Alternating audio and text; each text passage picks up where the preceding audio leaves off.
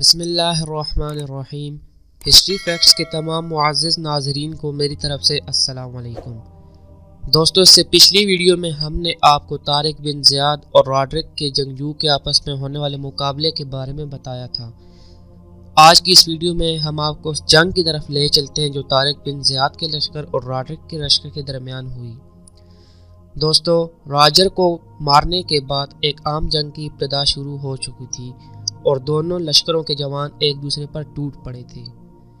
سپاہی ایک دوسرے کو کاٹ رہے تھے، بڑے بڑے جوان ابھرنے اور ڈوبنے لگے تھے۔ ہر طرف موت چھا رہی تھی اور ساحل کی ریت لاشوں سے بھر چکی تھی۔ ریت کا رنگ سرخ ہونے لگا تھا۔ راڈرک کا خیال یہ تھا کہ چونکہ مسلمانوں کا لشکر اس کے مقابلے میں بہت کم ہے، لہٰذا وہ چند لمحوں میں ان کو شکست دے کر ان کا پیچھا کرے گا اور ان کو قتل کرے گا۔ وہ اپنے ساتھ خچروں پر رسے لاد کر لایا تھا تاکہ مسلمانوں کو رسوں سے باندھ کر قیدی کی حیثیت سے اپنی سلطنت میں گھمائے اور ان کی بے عزتی کرے، لیکن شاید قدرت کو کچھ اور ہی منظور تھا۔ مسلم مجاہدین اپنے جذبہ ایمانی کو غالب رکھتے ہوئے عجیب انداز سے دشمنوں پر حملہ آور ہو رہے تھے۔ جیسے کہ بارش کا قطرہ قطرہ ہو کر زمین کے بدن کے اندر گھستا ہے، ایسے ہی دشمن کے لشکر کے اندر نوکیلی میخوں کی طرح مسلم مجاہدین گھستے جا رہے تھے۔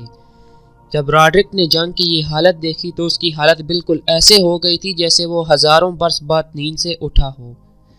وہ بالکل حیران و پریشان یہ سب کچھ دیکھ رہا تھا۔ اس کو بالکل بھی یہ امید نہ تھی کہ مٹھی بھر لشکر چٹانوں کی طرح جم کر رہ جائیں گے۔ وہ بے چینی سے جنگ کا سارا منظر دیکھ رہا تھا۔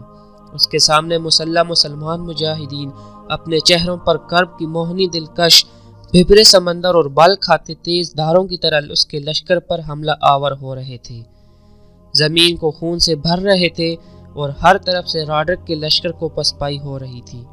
اگر راڈرک کا لشکر اتنی بڑی تعداد میں نہ ہوتا تو شاید مسلمان مجاہدین اسے چند لمحوں میں شکست دے دیتے۔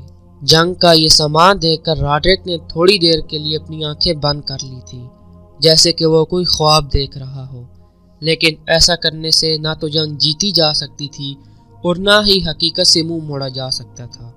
اسے اپنی بھی موت قریب نظر آ رہی تھی۔ طارق بن زیاد، طریف بن مالک، مغیث اور عبداللہ اپنے ساتھیوں کے ساتھ کچھ اس انداز میں حملہ آور ہو رہے تھے جیسے کہ آسمانی بجلی راڈرک کے لشکر پر آ گری ہو۔ وہ نعرے بلند کر رہے تھے اور اپنے لشکر کو جوش دلا رہے تھے۔ اپنے پرچم اٹھائے وہ آگے ہی بڑھتے چلے جا رہے تھے۔ وہ جذبہ شہادت سے سرشار تھے اور ان کی رگوں میں موجود خون سمندر کی طرح ٹھاٹھے مار رہا تھا۔ راڈرک نے کچھ دیر بعد اپنی آنکھیں کھولیں۔ وہ مسلمانوں کے اس خواب کو حقیقت میں بدلتے دیکھ رہا تھا۔ اسی طرح شام تک گھمسان کی جنگ ہوتی رہی۔ راڈرک کا اتنا بڑا لشکر اپنی پوری کوشش کے باوجود تھوڑے سے مسلمانوں کو پسپا کرنے میں ناکام رہا تھا۔ دوسری طرف مسلمان جب راڈرک کے ایک لشکری کو قتل کرتے تو 10 اور آ کر سامنے کھڑے ہو جاتے، کیونکہ راڈرک کا لشکر لاکھوں میں تھا۔ راڈرک کے لشکر میں نہ صرف جنگجو بلکہ راہب اور راہبائیں بھی تھی جو پرجوش انداز میں نعرے لگاتے تاکہ اپنے جوانوں کے اندر ایک نیا جوش اور ولولہ پیدا کر سکیں، لیکن اس سب کے باوجود بھی راڈرک کو کوئی خاطر خواہ فائدہ حاصل نہیں ہوا۔ اسی طرح 7 روز تک متواتر یہ جنگ ہوتی رہی۔ سپاہی روز ایک دوسرے سے ٹکراتے، صبح سے شام تک جنگ کرتے اور اپنے پڑاؤ پر واپس آ جاتے۔ 8واں روز جنگ کا آخری اور فیصلہ کن دن تھا۔ اس روز طارق بن زیاد اپنے لشکر کو صفوں میں کھڑا کرنے کے بعد لشکر کے سامنے آیا، جہاں پر طریف بن مالک، مغیث اور عبداللہ پہلے سے موجود تھے، اور طارق بن زیاد نے طریف بن مالک کو مخاطب ہو کر کہا، اے ابن مالک، میرے بھائی، میں اس 8ویں دن کو جنگ کے آخری روز میں بدلنا چاہتا ہوں، کیونکہ اگر یہ جنگ طول پکڑتی رہی تو ہمارے لیے نقصان دہ ہے، جبکہ دشمن کے لیے فائدہ مند۔ چونکہ دشمن اپنی سرزمین کے اندر ہے، لہٰذا وہ اپنے نقصان کا ازالہ کر لے گا اور اس کے نئے اور تازہ دم جوان آتے رہیں گے، لیکن ہمارے پاس ان میں سے کچھ بھی نہیں۔ لہٰذا میں چاہتا ہوں کہ اپنے لشکر کو 2 حصوں میں تقسیم کر دوں۔ ایک حصہ تمہارے پاس رہے گا اور مغیث تمہارے نائب کی حیثیت سے کام کرے گا، جبکہ دوسرا حصہ میرے پاس ہوگا اور عبداللہ میرے نائب کی حیثیت سے کام کرے گا۔ تم اپنے لشکر کے ساتھ دشمنوں پر دائیں طرف سے حملہ آور ہونا اور میں بائیں طرف سے۔ اسی طرح دونوں دشمنوں کا صفایا کرتے ہوئے ایک نئی جگہ پر ملنے کی کوشش کریں گے، جہاں پر اسپین کا بادشاہ اپنے تخت پر بیٹھ کر جنگ کا نظارہ کرتا ہے۔ اگر آج ہم دونوں مل کر ایک زوردار حملہ کر دیں گے تو مجھے امید ہے کہ آج جنگ کا آخری دن ہوگا اور کامیابی ہماری ہوگی۔